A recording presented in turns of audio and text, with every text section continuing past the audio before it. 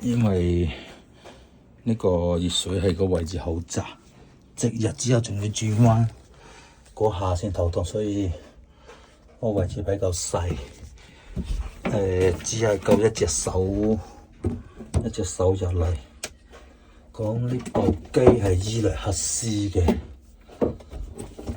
講佢呢個位電就呢度入嚟，入咗嚟之後嘅話咧，就經過一個控制器，經過個控制器只有一條嘅話咧，就直接入咗呢一條，呢條係零嘅。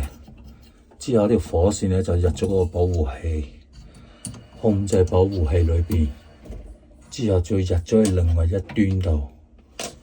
呢裏邊嘅話，直接入嚟呢個係凍水，凍水同呢個位置同條發熱線嘅呢條大銅管合拼咗埋一條，合拼咗埋一條之後嘅話咧，就經過個水流傳感器，呢個水流傳感器係控制佢嗰個電壓有冇打唔打開嘅。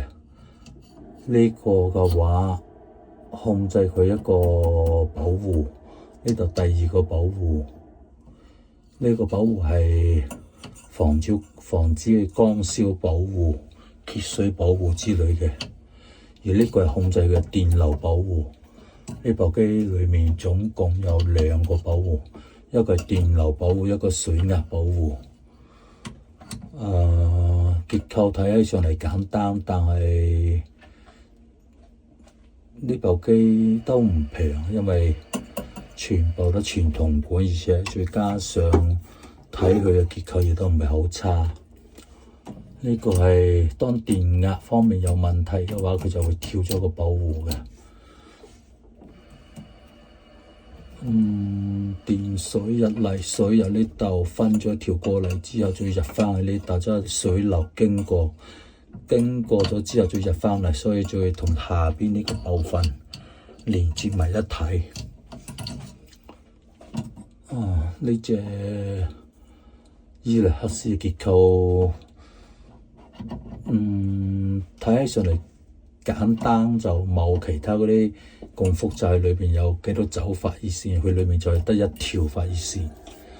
但係睇下呢條發熱線嘅話，嗰個阻值有幾多先啊？呢條發熱線個阻值有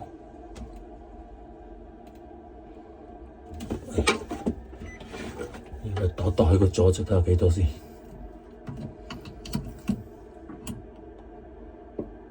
7歐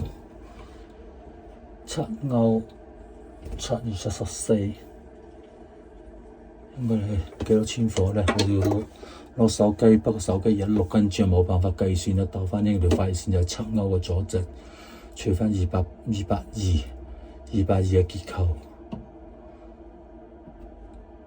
好，而家再多代話乜嘢再講過，而家再開始做嘢啦。今日維修呢一部係伊萊克斯熱水器，